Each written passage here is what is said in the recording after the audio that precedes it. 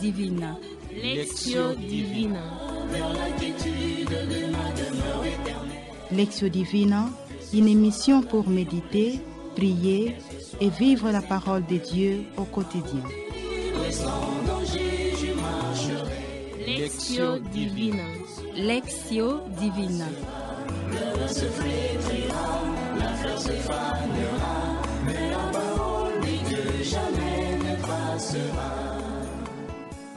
Chers auditeurs et auditrices de la Lectio Divine en famille, bonjour ou bonsoir, c'est selon les médias par lesquels vous nous captez.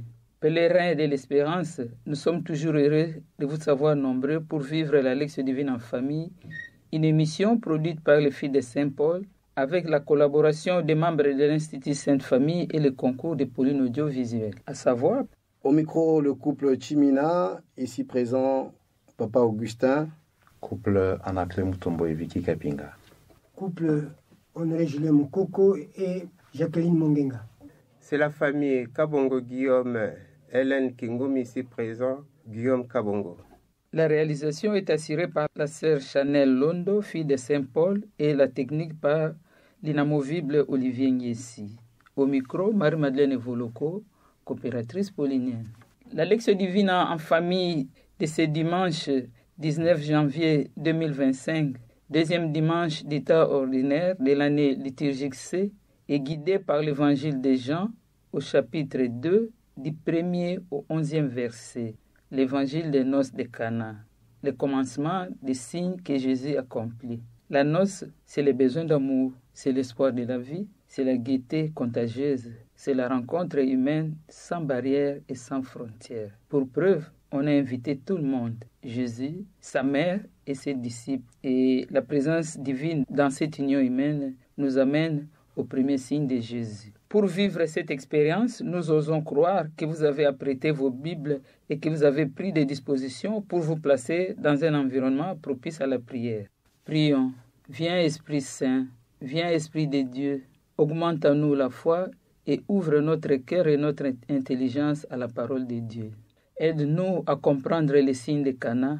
Par ta grâce, fais-nous passer de l'eau au vin, d'une vie sans goût à une vie passionnée d'amour et de miséricorde. Par le Christ notre Seigneur. Amen.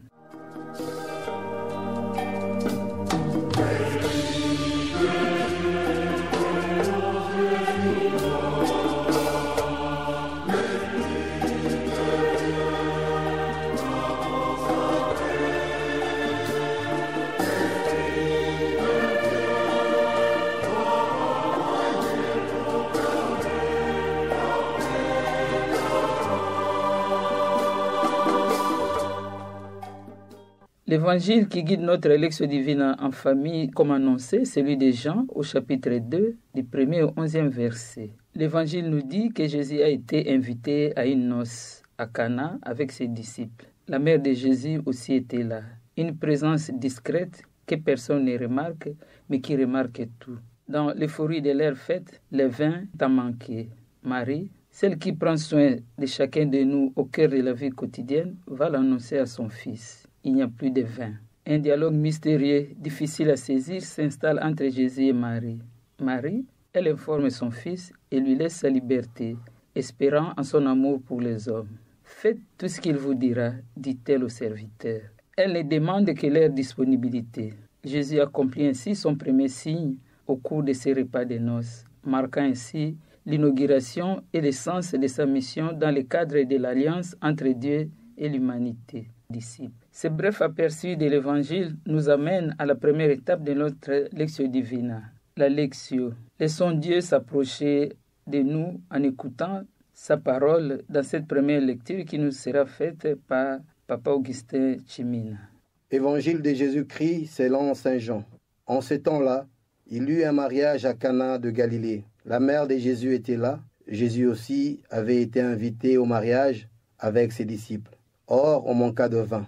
La mère de Jésus lui dit, « Ils n'ont pas de vin. » Jésus lui répond, « Femme, que me veux-tu?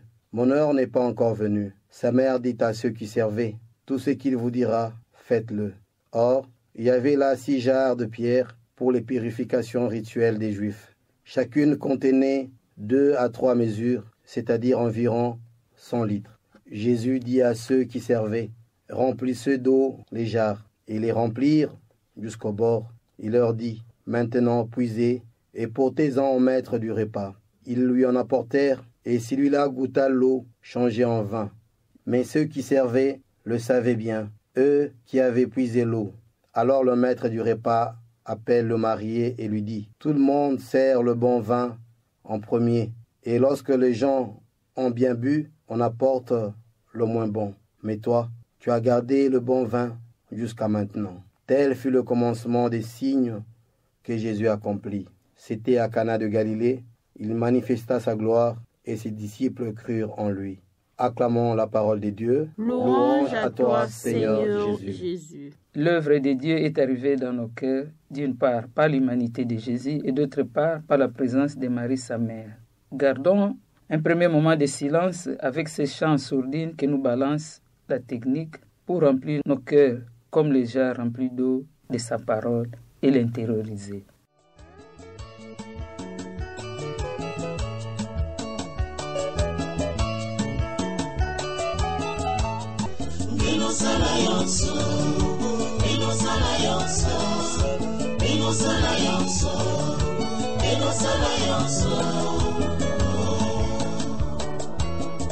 Malafumi mana bantume kuma mawa mama mesonga na Yesu yandinde tangu na yandi melunga pe kansi mama metuba na bantu yankinsinde inosala yonso yangi batuba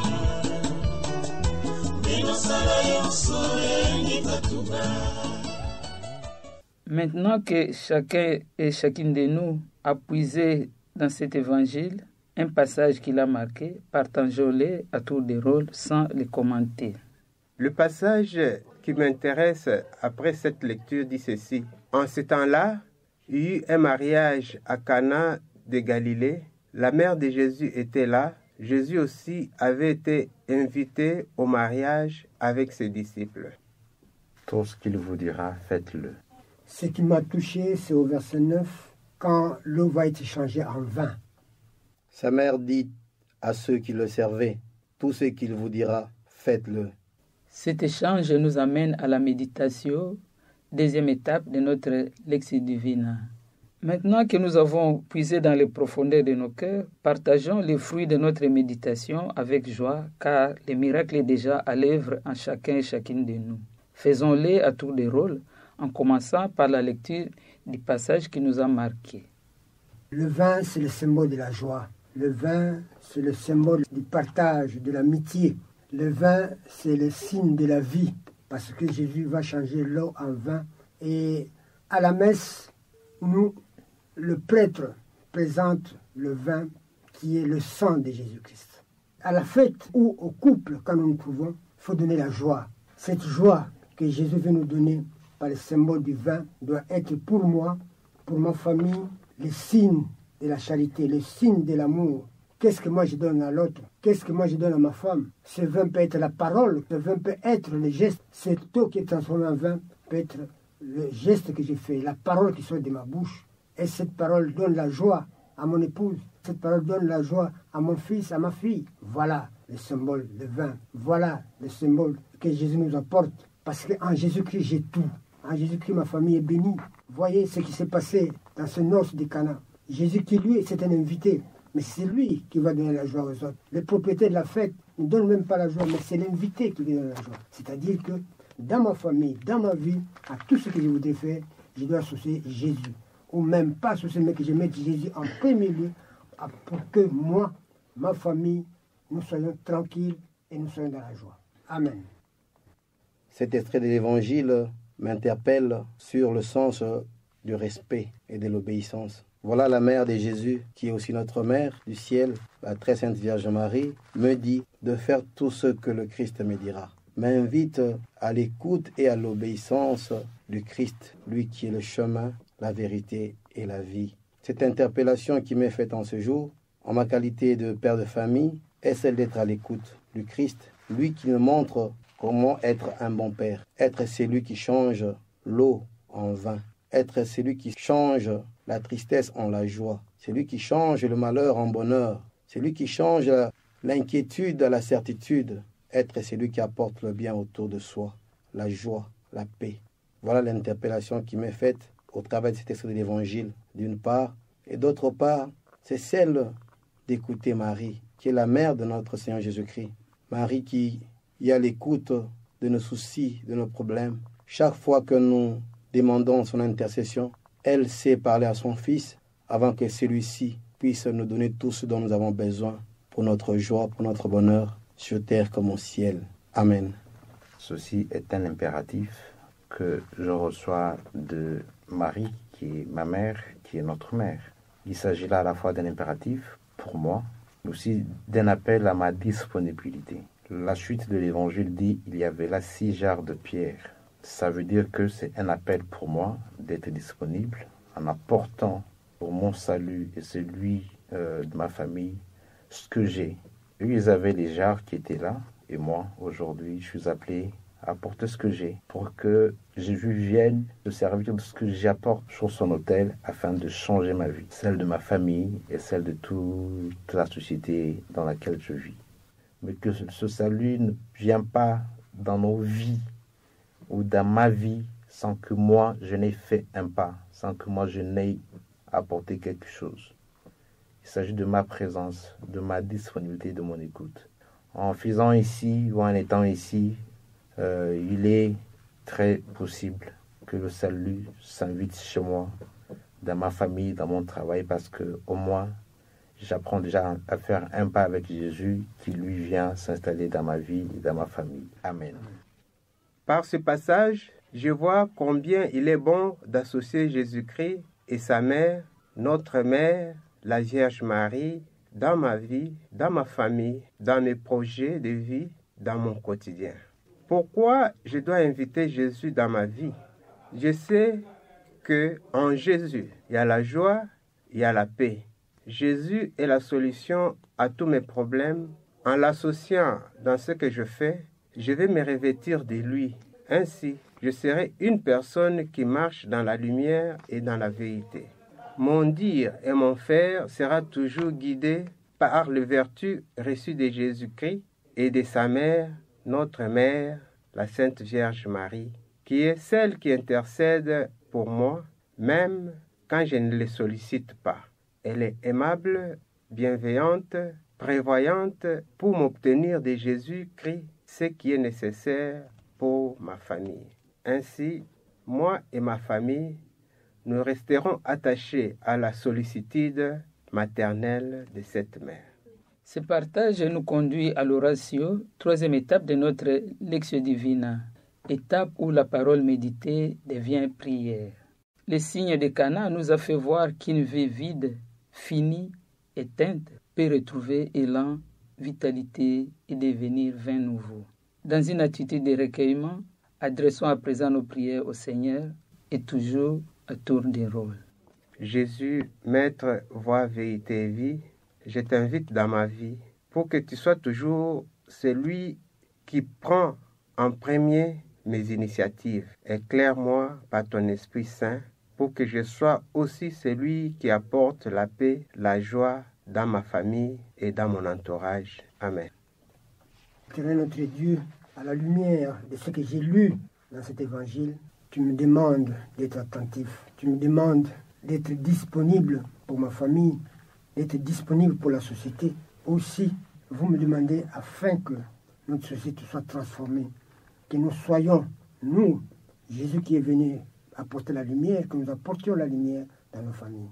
Ce ne fait de moi un instrument qui va apporter la lumière, un instrument qui va transformer, que je sois le vin qui va apporter la paix et la joie dans ma famille, dans la famille de mes amis, dans notre institution de famille.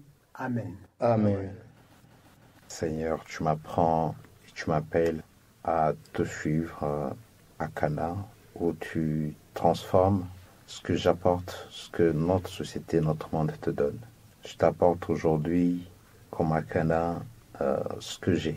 Et je t'invite, comme mon hôte, à transformer toute cette vie, tout ce que j'ai mis sur ton autel, pour le bien de ma famille, pour le bien de ma société et pour le bien de mon entourage. Je te prie d'être celui qui transforme nos douleurs en joie, celui qui transforme tout ce qui fait mal à l'humanité en bonheur éternel. Toi seul prends le devant et le dessus sur nos douleurs, par ce changement de l'eau en vin, de goûter au bonheur du ciel. Toi qui es Dieu aujourd'hui pour les siècles et les siècles. Amen. Amen. Merci Seigneur pour l'interpellation que tu me fais au travers de ta parole, des Saintes Écritures, où par ta mère, tu m'invites à l'obéissance, à ton écoute. Tu me demandes de faire tout ce que tu me dis, car ta parole est vie, ta parole est chemin, ta parole est lumière. Comment pouvoir exercer ma responsabilité de père de famille, d'époux, loin de toi? Je ne pourrais être que dans le ténèbre, et dans le ténèbre, il n'y a point d'avancement. Donne-moi donc, Seigneur, ton Esprit Saint, afin qu'il puisse me fortifier, me garder ferme et debout, marchant devant toi, en témoin fidèle de ton amour et de ta bonté, que je puisse être donc cet instrument à ton service qui apporte la joie, le bonheur, la quiétude et la crainte de ton nom. Amen. Chers auditeurs et auditrices de la Lectio Divina en famille, nous voici arrivés à la fin de notre lecture priante. Marie est celle qui a dévancé l'heure du salut sans aucune prétention. Et contrairement à nous, elle a confiance. Marie sait que Jésus la rejoint dans son intention. Elle nous conseille d'écouter et d'obéir à celui qui toujours nous entend. Nous vous disons merci pour votre attention soutenue. Merci à tous les membres de l'Institut Sainte Famille qui ont contribué à la production de cette émission, à savoir Papa Guillaume Kabongo, Papa Augustin Chimina, Papa Anakle Mutombo et Papa Honoré Mukoko. Merci à la sœur Chanel Londo, fille de Saint-Paul, réalisatrice de cette émission, et à Olivier Nguessi pour les rapports techniques. Pèlerins de l'espérance, nous vous disons au revoir et à la prochaine. Même jour et même heure. C'était au micro Marie-Madeleine Evoloko, coopératrice paulinienne.